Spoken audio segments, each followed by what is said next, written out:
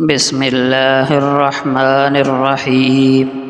آئیے سنیں نبی کریم صلی اللہ علیہ وسلم کی وہ سنہری باتیں جو زندگی بدل دیتی ہیں۔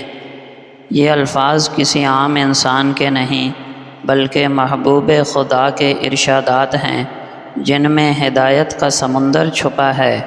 یہ نبی اکرم صلی اللہ علیہ وسلم کی احادیث ہیں، ان کو سننے سے پہلے دل کو حاضر کر لیجئے۔ حضرت ابو ہریرہ رضی اللہ عنہ بیان کرتے ہیں کہ رسول اللہ صلی اللہ علیہ وسلم نے فرمایا، جو شخص چل کر مسجد میں آئے اس کا ہر قدم ایک گناہ کو مٹاتا ہے، اور مسجد میں آتے اور واپس جاتے ہوئے ہر قدم کے بدلے میں ایک نیکی لکھ دی جاتی ہے۔ یہ حدیث ہمیں بتاتی ہے کہ مسجد کی طرف ہر قدم اللہ کی خاص نظر میں ہوتا ہے۔ ہم سمجھتے ہیں کہ مسجد صرف نماز کے لیے ہے، لیکن در حقیقت وہاں جانے کا رستہ بھی عبادت کا حصہ بن جاتا ہے۔ ایک ایک قدم نہ صرف ہمارے سابقہ گناہوں کو مٹاتا بلکہ مستقبل کے لیے نیکیوں کا خزانہ بھی جمع کرتا ہے۔ یہ عمل ان لوگوں کے لیے خاص طور پر خوشخبری ہے جو مسجد دور ہونے کے باوجود وہاں جاتے ہیں۔ اس سے پتہ چلتا ہے کہ اللہ تعالیٰ کے ہاں ہمارے خلوص کی کس قدر کی جاتی ہے۔ حضرت ابو موسیٰ اشعری رضی اللہ عنہ سے روایت ہے کہ نبی کریم صلی اللہ علیہ وسلم نے فرمایا، جس نے اشراق کی 4 رکعت نماز پڑھی اور ظہر سے پہلے 4 رکعتیں پڑھیں، اس کے لیے جنت میں گھر بنا دیا جاتا ہے۔ یہ حدیث نفل نمازوں کی عظمت پر روشنی ڈالتی ہے۔ اشراق کی نماز سورج نکلنے کے 15-20 منٹ بعد پڑھی جاتی ہے اور یہ بندے کی روحانی پاکی کا ذریعہ ہے۔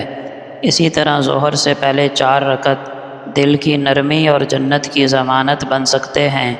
یہی وہ چھپے ہوئے خزانے ہیں جنہیں اکثر لوگ معمولی سمجھ کر چھوڑ دیتے ہیں۔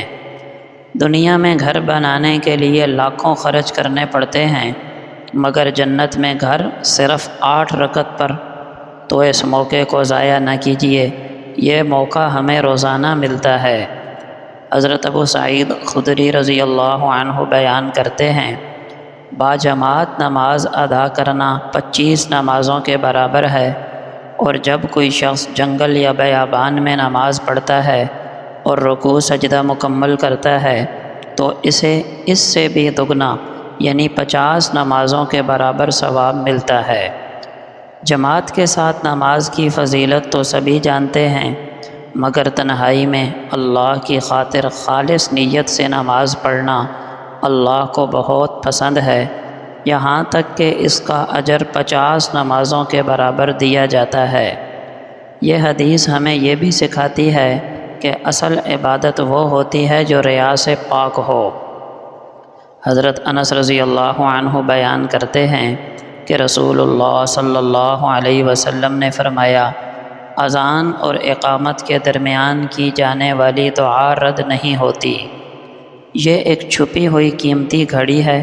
جب اذان ہو چکی ہو اور اقامت کا انتظار ہو تو اکثر لوگ باتوں میں مشغول ہوتے ہیں، حالانکہ یہ وقت قبولیت کا ہے۔ اس وقت مانگے جانے والی دعا براہ راست اللہ کے دربار میں جاتی ہے۔ اگر ہم صرف اسی وقت کو اپنی دنیا و آخرت سنوارنے کے لیے استعمال کریں تو ہم دنیا کے بھی اور دین میں بھی کامیاب ہو سکتے ہیں۔ حضرت انس بن مالک رضی اللہ عنہ بیان کرتے ہیں کہ نبی کریم صلی اللہ علیہ وسلم نے فرمایا، جب نماز کے لیے اذان دی جاتی ہے تو آسمان کے دروازے کھول دیے جاتے ہیں اور دعا قبول کی جاتی ہے۔ یہ حدیث ایک روح پرور منظر بیان کر رہی ہے۔ جب مؤذن کی آواز فضا میں گونجتی ہے تو آسمان کے دروازے کھل جاتے ہیں۔ اس وقت اگر کوئی بندہ دل سے اللہ کو پکارتا ہے تو وہ دعا آسانی سے عرش تک جا پہنچتی ہے۔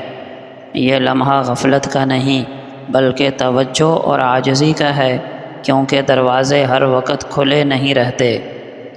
حضرت جابر بن عبداللہ رضی اللہ عنہ بیان کرتے ہیں کہ نبی کریم صلی اللہ علیہ وسلم نے فرمایا، جو شخص اذان سن کر یہ دعا پڑھتا ہے اس کے لیے روز قیامت میری شفاعت حلال ہو جائے گی۔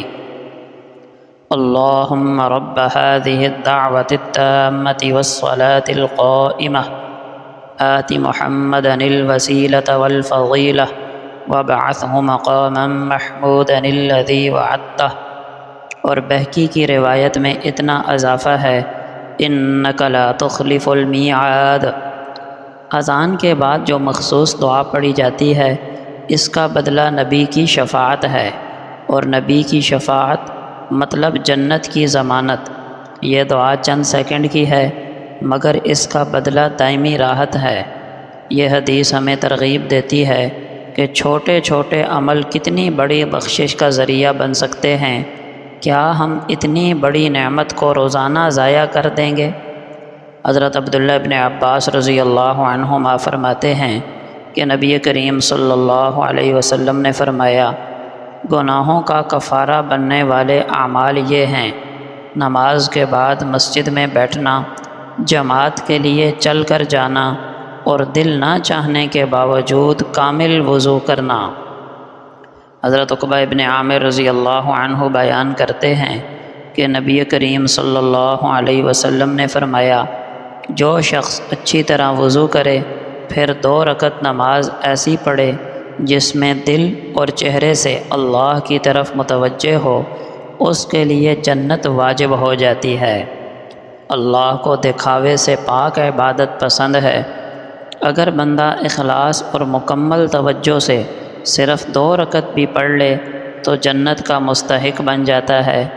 ہم اکثر لمبی عبادت پر توجہ دیتے ہیں لیکن اللہ تو خلوص والا دل مانگتے ہیں۔